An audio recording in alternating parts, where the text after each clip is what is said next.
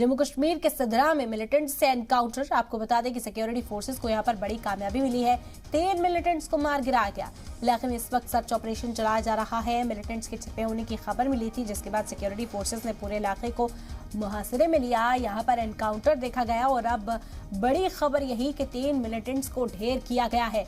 तो कामयाबी के तौर पर सिक्योरिटी फोर्सेस इसे देख रहे हैं। एक और बार दहशतगर्दी का जवाब यहाँ पर सिक्योरिटी फोर्सेस ने दिया है, अपनी मुस्तैदी के जरिए, अपनी चौकसी के जरिए। बता दें कि मिलिटेंट्स के छिपे होने की खबर मिली थी, जिसके बाद सिक्योरिटी फोर्सेस यहां पर पहुंची। दस्ते ने पूरे इलाके को मुहासरे में लिया। कुछ देर यहां पर एनकाउंटर भी हुआ और 3 दहशतगर्दों को उनके अंजाम तक पहुंचाया गया। बता दें कि 3 मिलिटेंट्स को ढेर कर दिया गया है। इस मुठभेड़ में एनकाउंटर चला और ऐसे एनकाउंटर्स के दौरान सिक्योरिटी फोर्सेस पूरा मौका देती हैं मिलिटेंट्स को सरेंडर करने का, लेकिन जब हथियार डालने को तैयार नहीं होते मिलिटेंट्स, तब उन्हें ढेर कर दिया जाता है। बड़ी खबर है जम्मू कश्मीर के सदरा से, मिलिटेंट से एनकाउंटर।